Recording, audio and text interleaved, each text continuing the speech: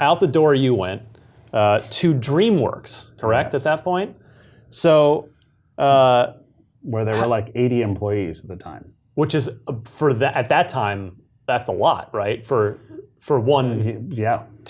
Well, no, 80 employees. Sorry, yes. I misinterpreted. I apologize. Yes, that's not a lot for a movie studio. Okay, all of Dream, not the game side that you were on. All of DreamWorks.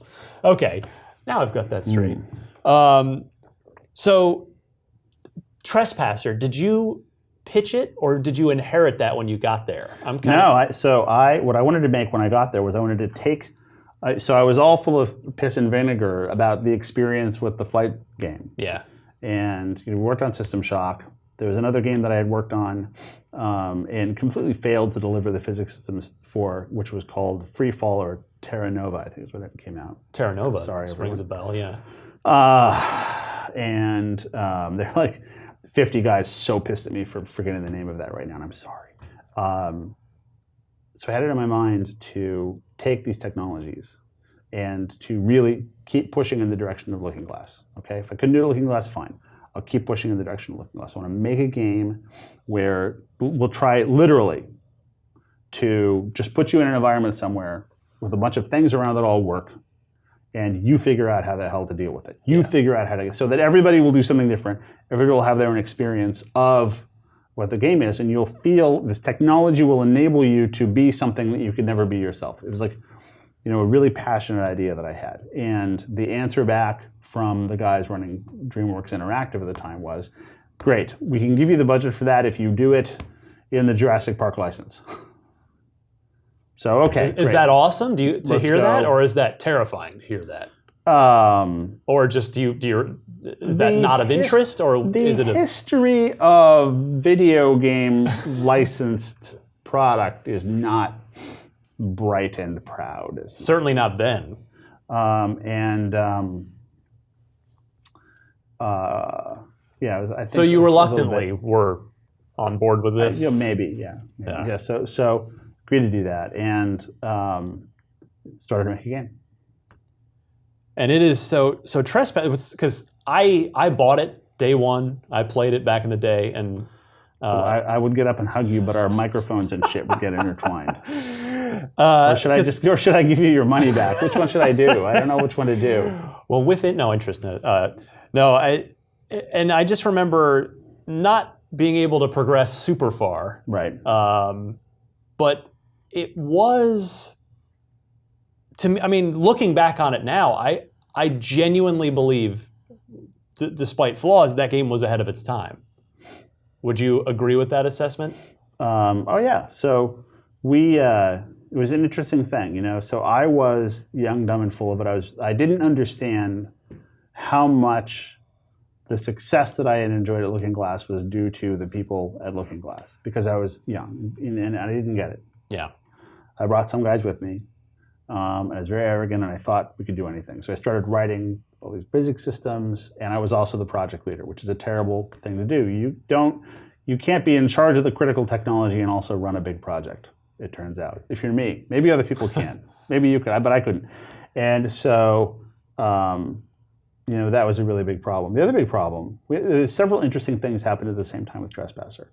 First, we had these great ideas. Okay, we're going to run a physics system. We're going to run that physics system at everything. We're not going to pre-animate things. It's going to run the character. It's going to run the enemies. It's going to run the objects in the world. It's going to create the sounds in the world. It's going to drive the plot of the world. Yeah. And we're going to hire real actors to do the voices, which was crazy.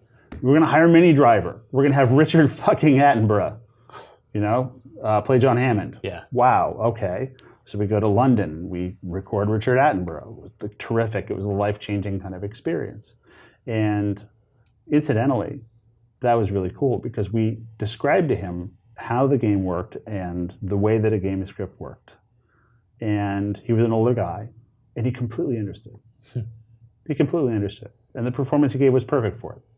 And other voice actors we worked with who were much younger had no idea and gave terrible performances. It was really interesting. But he's such a brilliant guy and such a kind guy, and appreciated that we were trying to do something new and took care of us. It was the kindness. That's And, great. I wish I could thank him for that now, but it was a big deal. So we did all those things and many more. Interface things, look, we'd have your arm, and we'll teach the hand to know how to grab everything in the world so that when you interact, it's not just like you hit the space bar and the door flips open. Yeah. Why can't you grab the handle and move it? Can we just make it like that? And also, we don't want to have any HUD. Like, we experimented with a bunch of different ways. Right. You ended up with the tattoo on Anne was the protagonist thing, but right? we didn't end up with that. Realize we had like 4 or 5 different things that we were going to do to indicate health. We thought of having damage on the body. We thought of a bunch of things. And unfortunately, the real killer thing for Trespasser was that the management at DreamWorks got a deal with a big chip manufacturer to get some money for the budget of the game. And part of the deal was that it had to ship by a certain date. Uh-oh. And so the Trespasser you see was the set of features we happened to be on at that date. Okay, and it was an experiment going. So the tattoo just happened to be the idea that was running when we had to ship that date. Yeah. The way the ARM interface worked with the mouse just happened to be where it was on that day.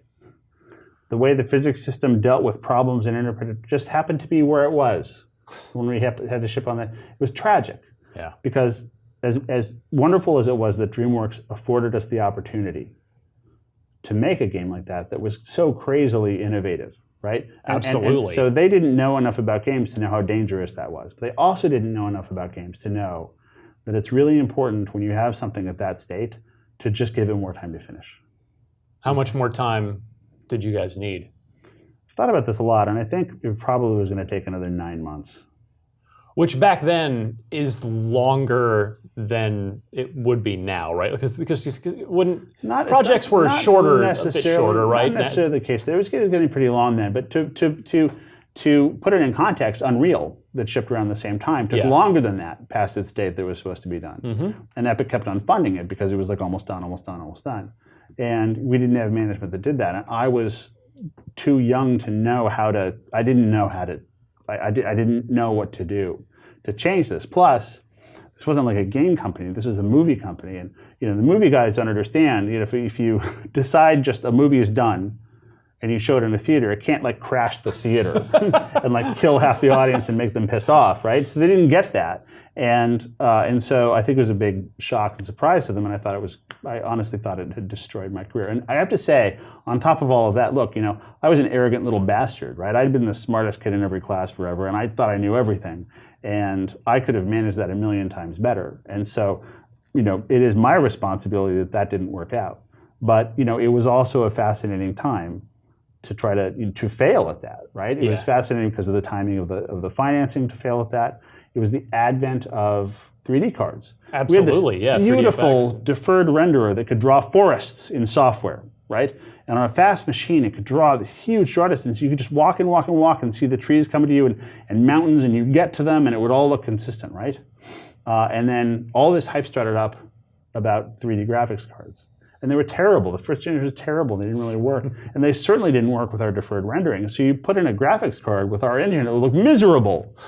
And it was like, oh, really? Like all of that work just because of timing. Everybody was excited, and of course it didn't work out. And we had done a lot of press, and I had talked a lot with passion about what I thought the future of games was going to be like in interactive storytelling and what I was trying to do with this. And people got very, very excited. And then when we shipped this thing that wasn't done, the backlash was terrifying. And it also came, incidentally, at the very beginning of internet fandom. Like that was Welcome to the internet, Seamus. Was right when it started to go. And so like death threats, you name it, everything, all at the same time. It was extremely dark. And I was smart enough to understand that this was my responsibility, and I took it really hard. What do you think about what that game could have been had you had that extra time? Not so much anymore, but I sure did at the time. Because did it deserve to get the horrible reputation that it did, you think? Because it really just kind of became almost infamous. It's hard to say, and I enjoy now taking crap for it. I think it's hilarious because, well, 2 things. First of all, I think with age, and a little bit of self-knowledge, I know my own faults, and it doesn't bother me to get called out. And I think that it's really, it's funny the way people give me crap about it, and it's fun too. When I'm not defensive about it, when it's like, yes, like it wasn't done. Lots of it sucked, and here's what we were trying to do. You find out that people are angry because they wanted it to be something else. It's true. And you can have a conversation, and it's good, and and everyone can understand. And this is one of the things I think that's best about gamers, which is that we all want to have this experience that you only have as a game, right? And you come at it from so many different directions, and everybody can talk about it. Every gamer you talk to has an idea of what that is. I'm not sure that's true of movie audiences. I think it's probably much more true of people who are big music fans. You can have a conversation with them about what you were thinking, what you're trying to get at, and that turns out to be good. I mean, boy, just because the idea of Trespasser was incredible. This open, you were roaming Site B freely, and you could just do what you wanted and progress in this physics-driven simulation. Moment, and I keep on trying to remind myself to send Todd Howard an email. But there's one moment when I first got Skyrim, and I started out. I was marching through the forest, and I had to stop, and I was just crying. I was crying, and I just had to cry and stop and take a walk, because it was what was on the screen was exactly my ultimate fantasy of what I wanted walking through the forest to be like in Trespasser. Yeah. You've actually been talking about it a little bit on social media lately. Like I see you. Oh, my social media feed's like a sewer, man. Who knows what's in there? But all right. But no, I mean, it seems like have you played it lately? Have you gone back and looked at it at all in recent years? When I was going through the myriad boxes of old crap, in which I may have discovered an old Duke controller, which sparked a whole... We'll get to that. There's a relationship. I came across some E3 builds and got them running again and sent them to some of the fans. So I played those. And it was interesting because it's an even earlier snapshot of the technology, obviously, than what we shipped whenever we shipped.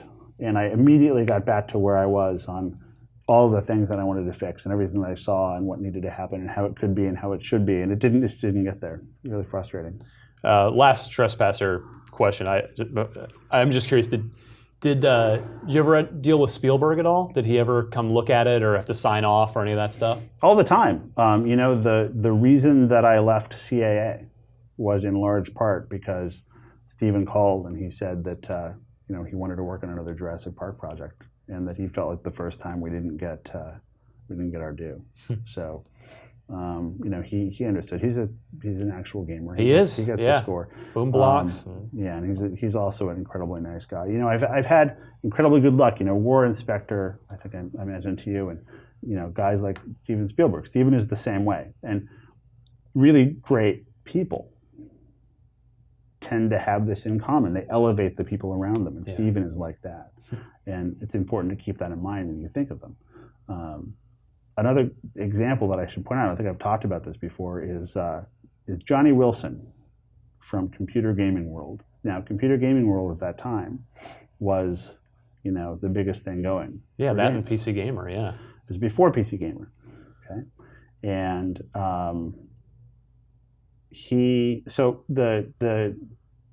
the GDC after Trespasser release. Yeah.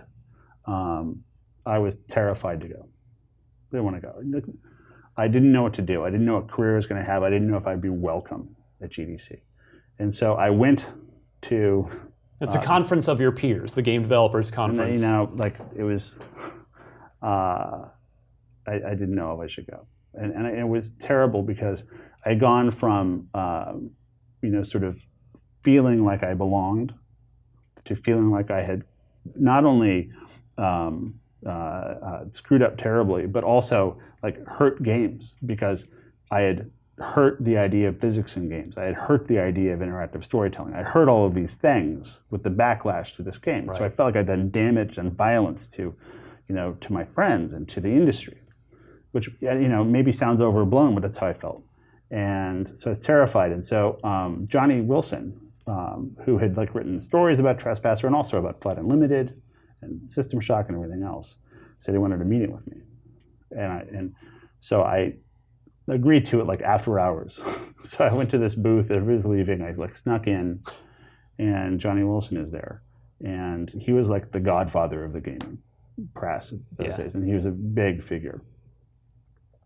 And he said to me, I said, hey, you know, do you want to talk about it? And he took my hand and he said, keep making games. That's awesome. And that's why I was an Xbox.